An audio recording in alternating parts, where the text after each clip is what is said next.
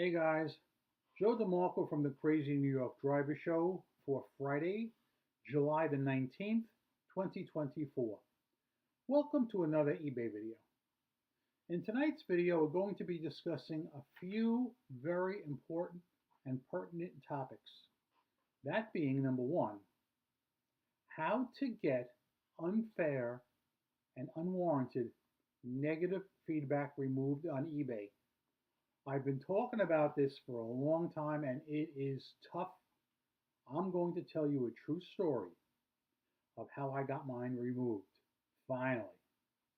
Second thing I want to talk about is I want to talk about product reviews.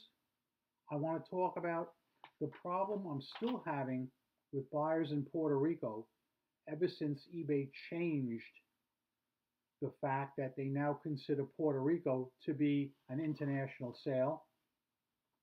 If I have time after all that, I want to talk about an unfair UPS surcharge I received. That being said, let's get right into it. And I'm going to lead off with the headliner topic: how to get unfair and unwarranted negative feedback removed on eBay right now in the summer of 2024. It is tough, okay? I'm going to go over exactly what happened to me. Now, I realize some of my long-term subscribers have heard about this before. You get to hear it again, because I know a lot of people are tuning in just because of the title, and they want to find out what's going on. So I got to tell you guys exactly what happened, how I got the negative, and then we'll talk about how I finally got rid of it. About, I guess it was 2 months ago, maybe even longer, a buyer in Canada bought a single wire wheel from me for $60 plus the shipping. However, he gave me an address in upstate New York, which I thought was weird because I don't use the eBay International Delivery Program for Canada. I ship directly to them to save them time and money, but this guy circumvented that and had me send it to upstate New York. Okay, no problem, I did it. I don't hear a thing.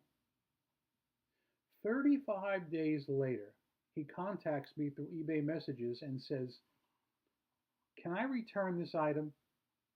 I thought I was getting all four." Guys, those of you who've seen my listings know I'm very explicit as to what I have. I've got a picture of one, it says one, it's clearly one. But putting that aside, how could any reasonable person expect to get four factory Cadillac wire wheels for $60? A reasonable person would not expect that. Only a simpleton would. So I wrote back to him and I said, "The listing clearly said you were getting only one. Nonetheless, I'm happy to accept returns for any reason for 30 days. You have waited too long. Past the 30-day period, I will not accept your return." And I didn't. I declined it. Bango. Within 45 minutes, he leaves me negative feedback. This is a guy who waited 35 days to complain about it. It only took him 45 minutes to neg me. He said he didn't mention the product at all. He didn't complain about the product, the condition, the quality, none of it. Just about poor Joey. He mentioned me by name, which is against eBay policy, and he basically said I was not a good seller, that kind of thing. Now, given the fact that he messaged me in eBay messages and admits that it's his fault, he thought he was getting four, I thought it would be a slam dunk. So what I did was I went into Seller Hub, like they want us to do, and I clicked the link to have the negative feedback looked at by a team. Now, I knew right away going in this was not going to work. I admit that. I know it. And I also heard something that you probably already know. I heard that that's totally AI. It's a bot. There are some people saying that there's an actual person looking.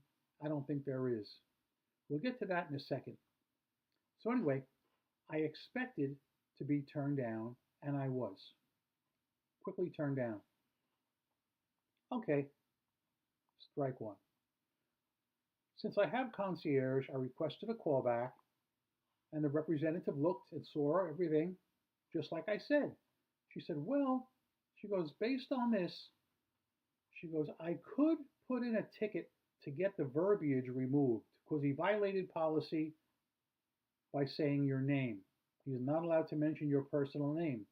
However, it does not qualify for the rating removal of negative. I said, why not? I said, you can see he made the mistake and he admits to it. She says, it doesn't mean a thing what he says in eBay messages. Now, in the old days, it used to. Nowadays, apparently it doesn't. She said, it doesn't mean anything what he says in eBay messages. If he would have said it in the feedback itself, I thought I was getting all 4 instead of just 1, then we would remove it, she said. But like this, we can't. I said, well, that's not good enough, and I'm not happy. So I didn't tell her to remove the verbiage at that time. I waited a day or two, and I called back. Because, you know, there's a lot of people that say, if at first you don't succeed, try again type thing, that maybe you'll get a better customer service rep. So I called back again, got a nice lady, explained everything, and she said basically the same thing. I feel your pain, but why don't you reach out to the customer and get him or ask him to change the feedback? Let me tell you about this customer, because I didn't mention it yet in this video. His feedback rating is 4. How many positive feedbacks do you think he's left for his sellers? The answer is 0. Not a single one. The only feedback he's ever left in his eBay life was to poor Joey, the negative. So we were going on and on, and I said to her, I said, what happens if you remove the verbiage? If you remove the verbiage, there'll just be a red dot with 2 dashes, 2 or 3 dashes. I said, since you admit the buyer has violated policy, why don't you sanction the buyer? Also, since you admit he violated policy, why is his negative rating allowed to stay up? I think you guys know the answer to that as well as I do. It's because it's all about the buyer, not about the seller. Okay, this was, Christ, over a month ago. So I think I even showed you some screenshots in previous videos. I know I showed you the screenshot of the original negative. I'm not sure if I showed you a screenshot of the blank negative with the dashes, but be that as it may, I was screwed.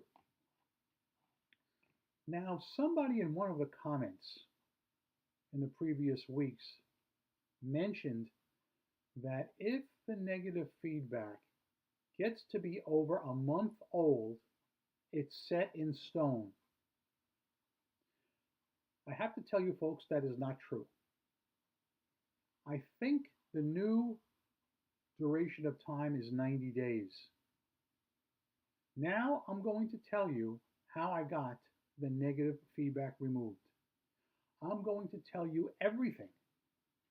And even after I tell you, I'm willing to bet that most of you, if you did get an unfair negative feedback, will not go through the trouble of doing what I did. I wish you would, but I don't think you will. So here's how I did it. I've been telling you guys that you should join your local eBay meetup groups where you get together once a month with other sellers and talk about the positives and the negatives of selling on eBay.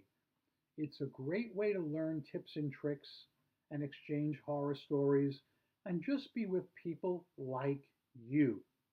Cool people like me. Okay?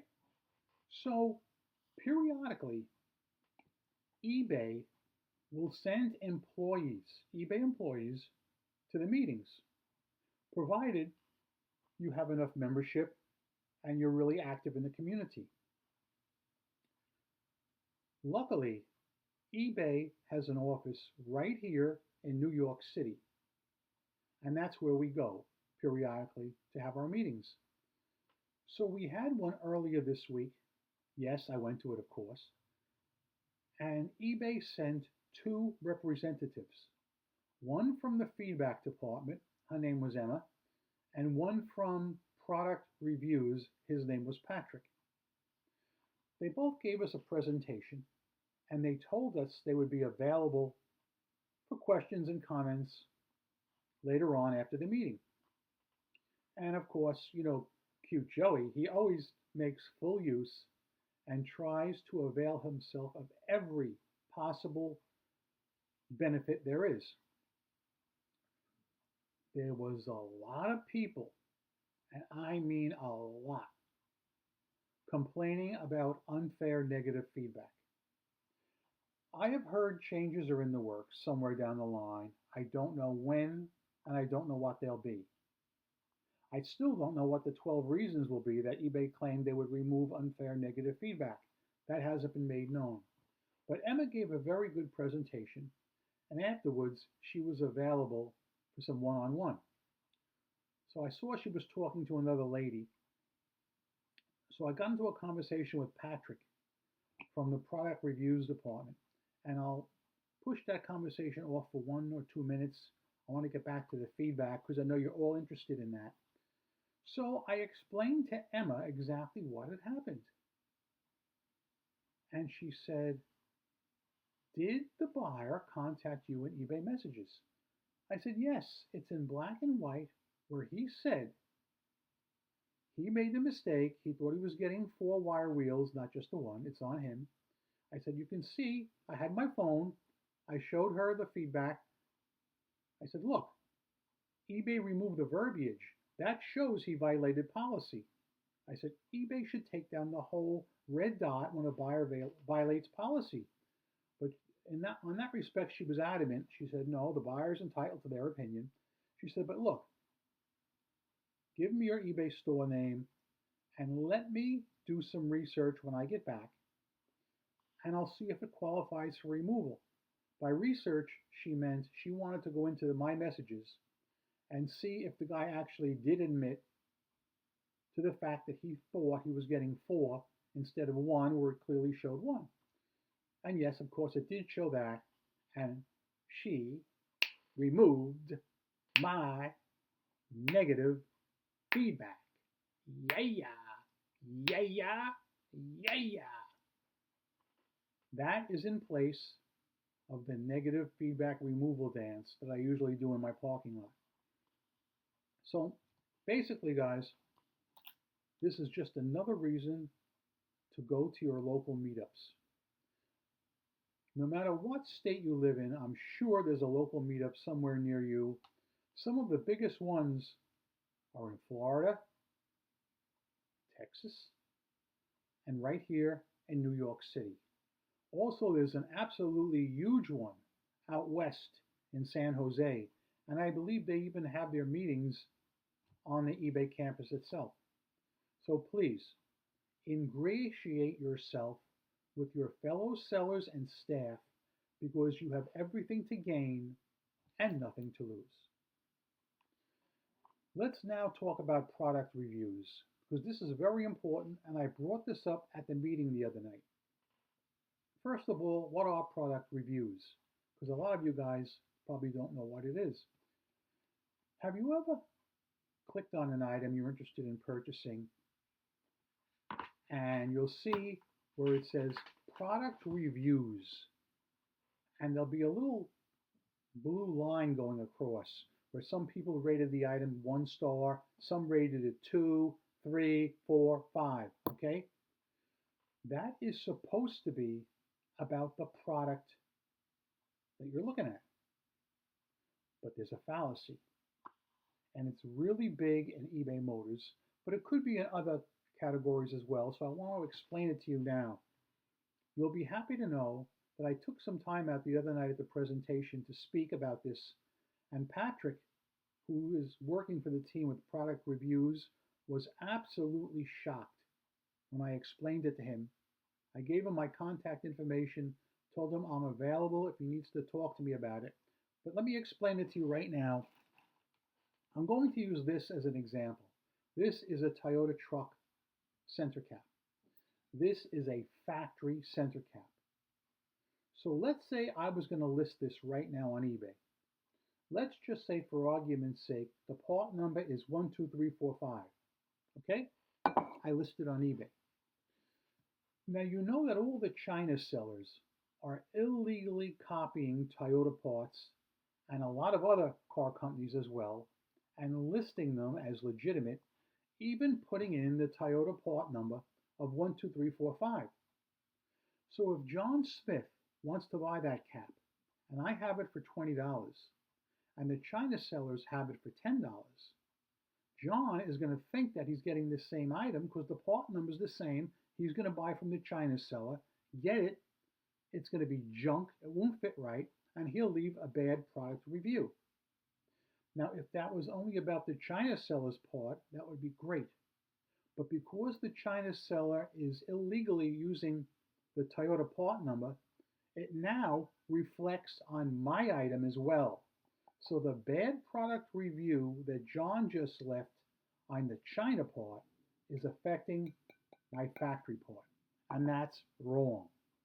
It's been going on for a real long time. This is nothing new. I explained it to Patrick. He said he would do some research on it, and we'll see what happens. So yeah, another thing that happened during the week that has to do with bad feedback, very interesting point. I got an unfair neutral feedback from an overseas buyer. A buyer in Italy purchased some hubs from me. I sent them out the very next day. They got to the shipping hub right away, no problem. They shipped them off to Italy, and he didn't get them in the stated time or the time that he really wanted. So he doesn't contact me. He leaves me a neutral feedback that says I have not received the item yet. Now, as you probably know, if you sell with the eBay International Shipping Program, you have great protections.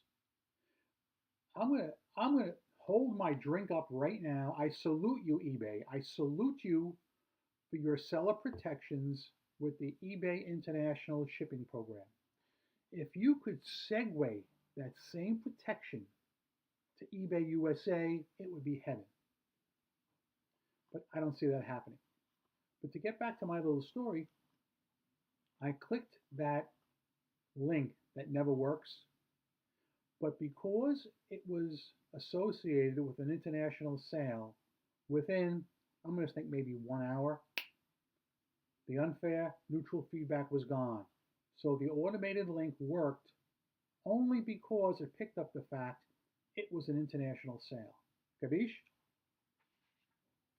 Speaking about international, recently eBay changed the designation of Puerto Rico to an international location, which is terrible. The reason they did it, and this came up at the meeting, and this is, I think it's theory and conjecture, but I wouldn't say, is that if we do ship to Puerto Rico using the international program, we will get better protections. However, it's a lot cheaper for the buyer if we were to ship directly. I told you in last week's video, ever since they made that change, I've had nothing but problems with people from Puerto Rico who sent me best offers and didn't pay. I had 3 of them. Not a single one paid. So I told you, I gave you my... You heard that, right? I just sold something. I'm on the board. I'm on the board. So anyway, I gave you my solemn word that I would never accept another best offer from anybody in Puerto Rico simply because immediate payment is not required. I didn't block them. If they want to pay full price, click buy it now. That's fine with me. No offers. So in last week's video, I told you about the guy with the Mazda center cap who sent me 3 best offers. 3 of them. All right? Finally, the third one I accepted, he stiffs me, doesn't pay me. All right, the unpaid item assistant kicks in, I block him, and I think it's over with. Guess what happened? Does anybody want to take a guess while I take this drink?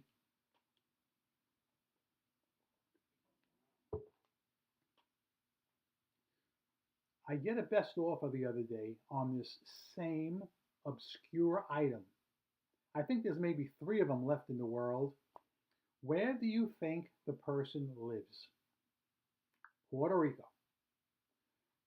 Now he's using a second account. It's the same guy with the same name. I checked. Same guy, same name. I think he has his second account running because so many people blocked him on his first account. This time I declined it and immediately blocked him again. I will never accept another best offer from Puerto Rico as long as I live. I'm a man of my word. UPS surcharge. Occasionally, I will receive a surcharge either from the post office or UPS, but it's usually very minor, maybe anywhere from 30 cents to $1.50, nothing worth even talking about. Well, I just received one the other day from UPS for $9.41. The weight on the box is correct. There's no problem with the weight. I used a 12 by 12 by 12 box, okay? And they're saying I used a 12 by 12 by 13 box. Now that is not true because I looked up the item, and if I had packed this in a 12 by 12 by 12 box, I still would have had to cut the box down because there would have been so much room left. The item is rather small. To play devil's advocate, let's just say I did use the 12 by 12 by 12 box. Are you telling me that the difference of an inch constitutes $9.41? Something doesn't seem right there. I haven't disputed it yet. It only came in, I think, Wednesday or Thursday, I'm not sure. But I'm not even sure I'm going to dispute it, but I thought it was worth talking about in this video. Sales this week have been up and down.